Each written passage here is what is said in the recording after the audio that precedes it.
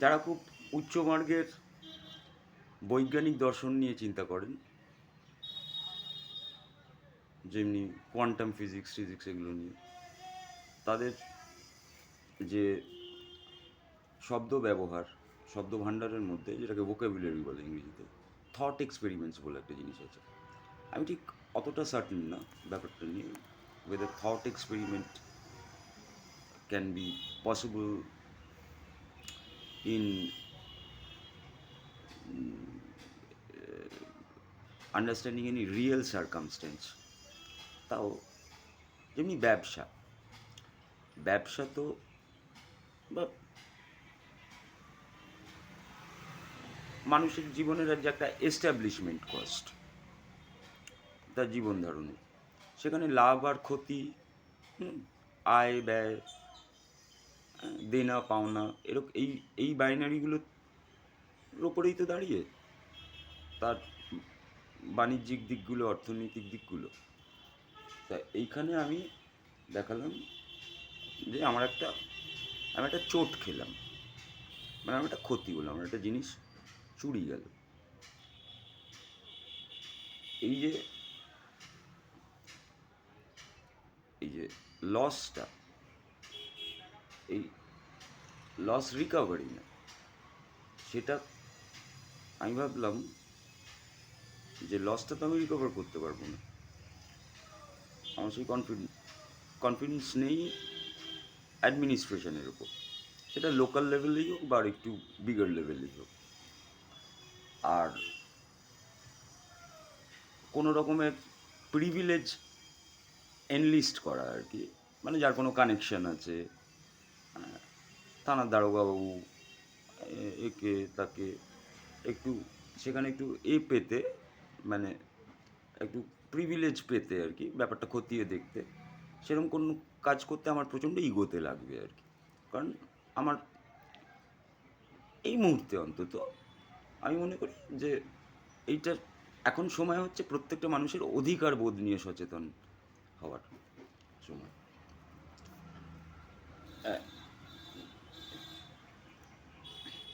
এইবার আমি ফিরে আসি, ঘটনাটা পার্টিকুলারে ফিরে আসি আর কি। ফিলোসফিতে যেমনি ইউনিভার্সাল আর পার্টিকুলার আছে।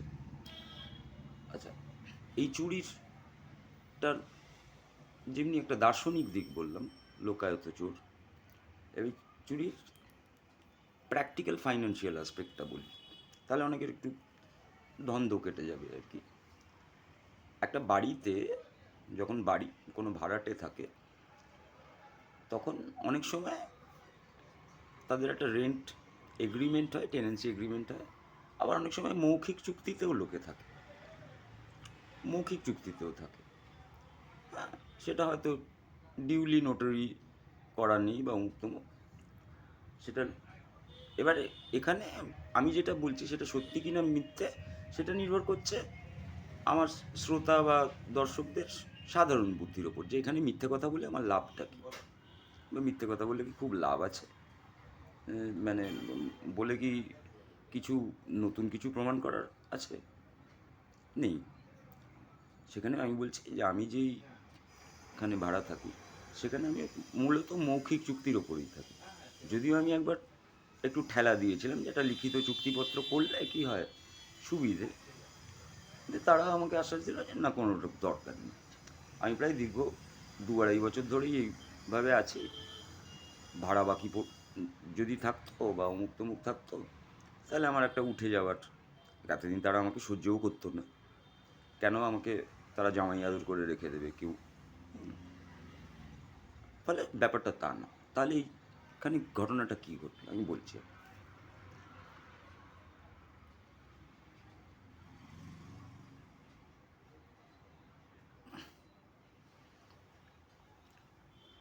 আমি ঘরের মধ্যে বসে বসে মেলোডিকাটা বাজাচ্ছি, বাইরের দরজায় দুম দুম দুম দুম করে কড়াঘাত। পার্টিকুলার বলছি, দরজাটা শুরু থেকেই একটু মানে শক্ত, শক্ত মানে দরজাটা স্মুথ না, দরজাটার প্লেটা আর কি, ওপেনিং ক্লোজিংটা সামান্য কারণে একটু বর্ষায় কাঠফাট বেড়ে যায়, সেই জন্যে তো একটা ছুতোর মিস্ত্রি ডেকে একটু নেড়া দিয়ে ঘষে সমান করে দিলেই ঠিক হয়ে যেত। হ্যাঁ, আমার গাফিলতিতেই হয়নি আর কি, যদিও সেটা তাদের দায়িত্ব।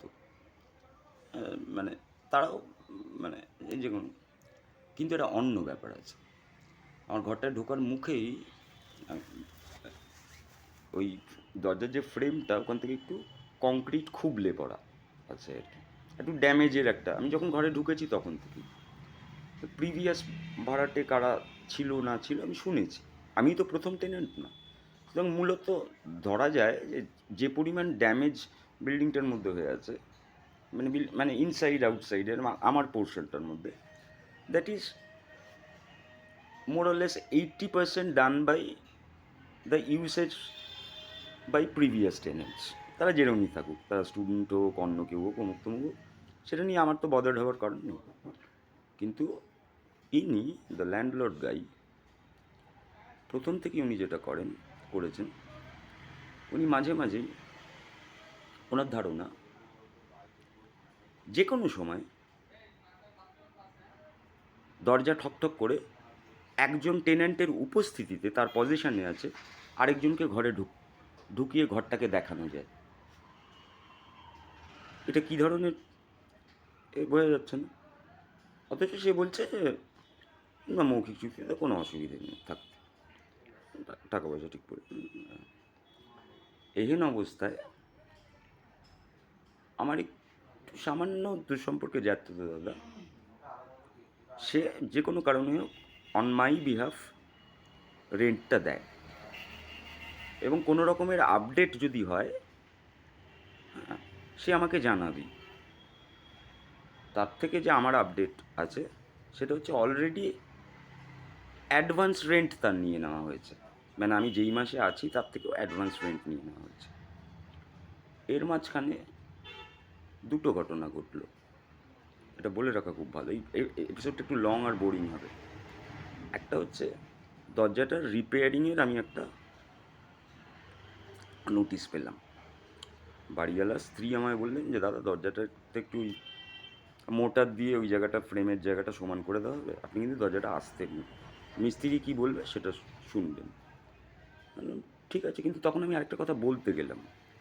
হ্যাঁ, সেটা এমন একটা কিছু নয়। আমি বললাম যে ব্যাপারটা শুধু ওই ফ্রেমটাতে ওখানে ওই মোটারটা দিয়ে তাপ্পি দিয়ে, মানে যেটাকে বলা যায়, মানে শুধু প্লাস্টিক সার্জারি করে ওটাকে দৃষ্টিনন্দন করলেই সুন্দর, সমস্যাটা মিটে যাবে না। ওই ফ্রেমের সঙ্গে, কাঠের ফ্রেমের সঙ্গে কাঠের দরজাটা যে মানে স্মুথলি খুলছে না, বন্ধ হচ্ছে না, সেটাও ঠিক করতে, মানে সেখানে একটা ছুতোর মিস্ত্রিরও ভূমিকা আছে। এখানে আরেকটু বলে রাখি, এই রিপেয়ারিং ওয়ার্ক আরেকজন যে ফ্ল্যাট ওনার, তিনি কোনো ব্যক্তিগত রিপেয়ারিং ওয়ার্কের জন্য মিস্ত্রিকে ডেকেছেন, এবং আমার যে ল্যান্ডলর্ড তারা মাছের তেলে মাছ ভাজার মতন করে তাকেই অনুরোধ করে, দাদা ওই একভাবে একটু আমারটাও করে দেবেন বলে ওনারটাও এই এই তাহলে এই কাজটাও, তাপ্পি মারার কাজটা করে নিয়েছেন। কাজ হয়েও গেছে, আমি ঘরে ঢুকেছি, দেখলাম ওই কাঁচা সিমেন্ট ওরম রয়ে গেছে। আমি কিন্তু জানি যে পরের দিন আবার ওখান থেকে একটু সকালবেলা, আর আমার সারাদিন তো একটা দরজা রিপেয়ারিং হচ্ছে বলে আমার কাজকর্ম বা আমার ডেলি রুটিন, হ্যাঁ, ভুলে আমার সারাদিন ঘরের মধ্যে বসে থাকার তাগিদ নেই, কোনো বসে থাকতে পারবো না। এটা এমন একটা কিছু ব্যয় সাপেক্ষ কাজও নয়। তো আমি জানি একটা আবার একটু ওইটা কাজটা পুরো ঠিকঠাক হবে না, যথারীতি তাও আমি যথেষ্ট চেষ্টা করে করেছি। দরজাটা খুলেছি আসতেই যত সম্ভব, যদি একটু সিমেন্ট খুবলে পড়েছে। সিমেন্ট খুবলে পড়ার পর আমি ওনাদের নক করে বললাম, দেখুন এটা কিন্তু আমি বলেছিলাম হবে না, ঠিক আছে। আমি আমার দাদাকেও ফোন করে বললাম, ফোনে না সরাসরি বললাম, মানে যে দেখ এই কিন্তু কাণ্ড, ও কিন্তু আবার একটা, ও মানে আমার ল্যান্ডলর্ড, ভদ্রলোক বলা উচিত না, ভদ্রলোক শব্দটা সবার জন্য প্রযোজ্য না, লোকটা কিন্তু একটা এক্সকিউজ তৈরি করে আবার একটা বাওয়াল করার চেষ্টা করবে। বললো ঠিক আছে, কোনো ব্যাপার না, এমন কিছু ব্যাপার না, টেনশন করিস না। কাজটা হয়ে গেল। হঠাৎ সাডেনলি এই যেদিনকে এই মেলোডিকাটা চুরি গেল 11টার সময়, আমি কিন্তু বললাম যে 1 মাসের অন্তত অ্যাডভান্স রেন্ট তার নেওয়া আছে। বাইরে দাম দাম দাম দাম করে কড়াঘাত দরজা, দুজনে ঢুকলো, আমি বললাম, কে এত জোরে জোরে এরকম ধাক্কা মারার কি আছে? কারণ এটা তো একটা অভদ্রতা না, দরজাটা যেরকম জোরে জোরে ঘুষি মারাটা কোনো না থাকে। তখন মানে এই উত্তেজনাটা তৈরি হওয়ার কোনো কারণ নেই তো। তখন বলল যে বাইরে থেকে যেই শব্দটা এলো, বলেই দিচ্ছি, আরে বাড়া খোল না, আরে বাড়া খোল না। তার আগের দিনের যেটা ছিল, আমি কিন্তু ওনার সঙ্গে কোনো কথা বলি না। আমি ওনাকে বলেছি যে আপনি আমার সঙ্গে কোনো বাড়তি কথা বলবেন না। আমার আপনার সাথে খুব একটা মানে কনভারসেশনের যে প্লেজার, সেটা আমি আপনার সঙ্গে খুব একটা পাই না। যে বাংলাতেই বলেছি আর কি। তো খুলনা বাড়া ঠান্ডা, তখন তো আমার তো দেখতে হবে ব্যাপারটা কী। আমি দরজাটা খুললাম, ঢুকলেন। যে লোকটাকে দেখলেন যে একটু এরকম চোর চোর ভাব করে চলে যাচ্ছে, তখন কিন্তু তার রণংদেহী ভাব, হাতে একটা মানে ভিক্টর ব্যানার্জির যে লাঠি ছবির মতন উনি।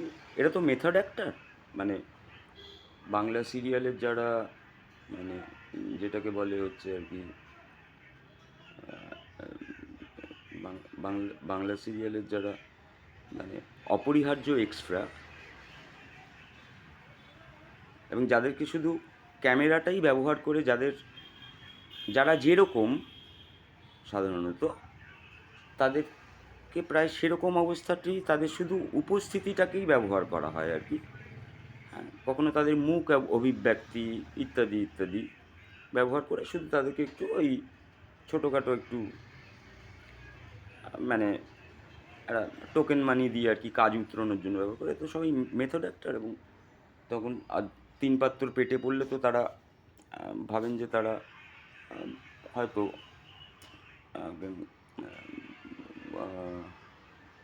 বিশ্বনন্দিত শিল্পী, তাদেরকে প্রশ্রয়ও আছে সেরম ভাবার, তারা কেন সেরম ভাবে।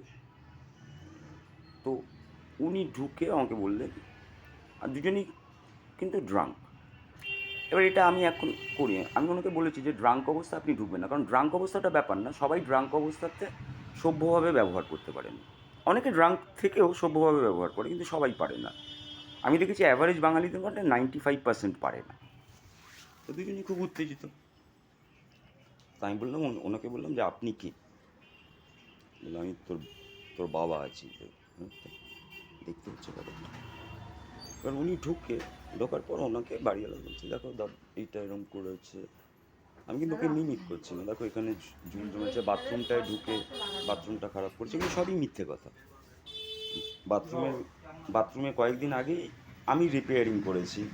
হ্যাঁ, একটা বাড়ির অনেক দিনের ব্যবহারে তো কিছু কিছু মানে মানে বিকল অবস্থা থাকবেই, সেগুলোকে সারাই আমার নিজের তাগিদেই করতে হয়েছে, যতটা আমার দরকার। এই সমস্ত তাকে গল্প বলেছে। এবং তারপরে আমি বললাম যে আপনারা বেরিয়ে যান ঘর থেকে। যে কথায় যখন কাজ হচ্ছে না, তখন একজনকে আমি ঘাড় ধাক্কা দিতে উদ্যত হচ্ছি। তখন যথারীতি প্রায় ধাক্কাধাক্কি, হাতাহাতির আর আমি রিস্কটা নিইনি। আমি টুক করে দরজার থেকে বেরিয়ে গিয়ে বুঝতেই পারবেন, শঙ্খ শঙ্খ বলে অ্যাড্রেস করছি, যেন আমি ইচ্ছা করেই মানে ওকে আমি আদার বলে ভাবছি, অ্যাবসেন্ট আদার বলে ভাবছি, যে ওর তোকে আমার জানানো দরকার যে দেখ, তোর অনুপস্থিতিতে তুই বুঝতে পারছিস না যে কী ঘটনাটা ঘটছে। বলে এবার এটা করলাম। এবার আমি বলছি যে কী হয়েছে ঘটনাটা। ফেরার আমি সাইকেল নিয়ে বেরিয়ে গেলাম, বাইসাইকেল নিয়ে একটা চক্কর ফক্কর মেরে চলে এলাম। রাস্তাতে আমি একটা চাবিওয়ালাকে দেখতে পেলাম। তারও একটা ফটোগ্রাফ স্ন্যাপ আমার ক্যামেরায় তোলা আছে, আমি দেখাচ্ছি। চাবিওয়ালাটাকে দেখে আমি একটু অ্যালার্মড হয়ে জিজ্ঞেস করলাম, ভাই কোথায়, কী নাম? রাজু। তার সে মগরাহাটে থাকে। আমি বললাম, তুই কি এক্ষুনি কোনো বাড়িতে গেছিলি চাবি খুলতে? বললাম, না দাদা। সে মিথ্যে কথাও বলতে পারে, সত্যি কথাও বলতে পারে। কিন্তু আমি ঘরে ঢুকে দেখলাম মেলোডিকাটা নেই। আমি কিন্তু ঘর থেকে ঘরে ছিটকিনি দিয়েই মানে তালা দিয়েই বেরিয়েছি, কারণ ওরা দুজন যে বেরিয়ে দেখা যাচ্ছে যে পাশের ঠিক এরকম অ্যাডজাসেন্ট একটা 90 ডিগ্রি অ্যাঙ্গেলে যে দুটো দরজা, ওখানে ঢুকে যাচ্ছে, ওরা কিন্তু ঘরে ঢুকে গেছে। ওরা ঢুকে আফটার দে শাট দেয়ার ডোর, তারপরে আমি ঠান্ডা মাথায় নিজের দরজাটা ক্লোজ করে সাইকেল নিয়ে বেরিয়ে গেছি। On my return back into my room, I found my melodica lost. এবার মোটিভটা কি আমি বলছি।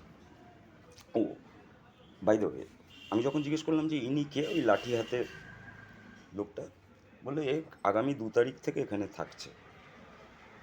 সম্পূর্ণ মিথ্যে কথা। এই লোকটাকে ও টোপ দিয়েছে মিথ্যে কথা বলে, টোপ দিয়েছে। বাট হ্যাঁ, যে আগামী আমার ভাড়াটে উঠে যাবে।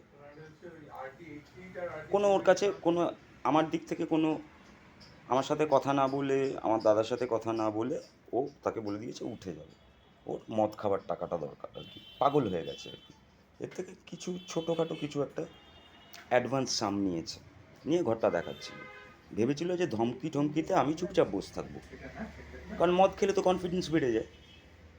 জেগেছে যে এটা হলো না, বেরিয়ে গেছি আমি যখন, তখনও যেটা করেছে এ করেনি, খুব সম্ভবত ওই লোকটা চুরি করেনি। লোকটার সাথে ওর আন্ডারস্ট্যান্ডিংটা তো গন্ডগোল হয়ে যাবে। টাকা তো হজম করে ফেলেছে, টাকাটা ফেরত দেবে কী করে। তখন ও আমার ঘরটায় দ্বিতীয়বার ঢুকেছে, ঢুকে মেলোডিকাটা সরিয়ে নিয়েছে। সরিয়ে সেকেন্ড হ্যান্ড মার্কেটে লোকালি অনেক জায়গা আছে, তাদেরকে আমি চিনি কারা সেটা প্রসপেক্টিভ বায়ার হতে পারে আর কি, কম দামে ওটাকে বিক্রি করে দিয়েছে, বিক্রি করে দিয়ে তাকে টাকাটা ফেরত দিয়েছে। এই কাণ্ডটা করেছে। তার কারণ আমার যে তালাটা আছে সেই তালাটার একটা ডুপ্লিকেট চাবি ও ওইটুকু টাইমের মধ্যে করে ফেলেছে। ওর যে পাড়া প্রতিবেশীর মধ্যেও এমন কেউ আছে যে ওকে এই সাহসটা দিয়েছে, বলেছে এটা তোর অধিকার বোধের মধ্যেই আছে। কারণ ওখানেও একটা সিন্ডিকেট মোটামুটি তো আছে, এই রেন্ট সাবলেটিং।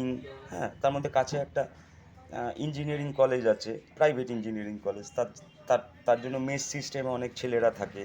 হ্যাঁ, কিছু দালাল আছে যাদেরকে ছেলেগুলোকে অ্যাকোমোডেট করে, হ্যাঁ, তাদের খাবার দাবারের কন্ট্রাক্টটা নেয়। এই যে সিন্ডিকেটটা, তাদের যাতে মানে তারা যাতে ফুলে ফলে বিকশিত রসে বসে থাকে, তার জন্য এরকমও তারা তো আর মানে কোনটা অনধিকার প্রবেশ, কোনটা অন্যায়, কোনটা ন্যায়, এগুলো নিয়ে এত চিন্তিত হবে না। তারাও ওকে প্রশ্রয় দিয়েছে যে আমি দেখছি, গার্ড দিচ্ছি বাইরে। মোবাইল ফোনের যুগে এটা কোনো ব্যাপারই না, আমি আসার আগেই আমি ওখানে গার্ড দিচ্ছি, তুই একটা চাবিওয়ালাকে ডাক, গিয়ে ওর একটা ডুপ্লিকেট চাবি কর, করে ওর ঘরে ঢুকে মালটাকে চুরি কর। কারণ ওখানে একটা মাল খাবার যে আছে, মানে মালের টাকাটা তোলার, ওনার প্রধান আপত্তিটা হচ্ছে এরম আমি যে এত এত এত নিরস টাইপের ভাড়াটে টা ঠিক পছন্দ না। যে ওর সাথে ঠিক একসঙ্গে পাতিয়ালা পেগে বসছে না, বা মিউজিশিয়ান কিন্তু ওর সঙ্গেও একটু মাহফিলটায় আসছে না, এটা ওনার ঠিক পছন্দ না।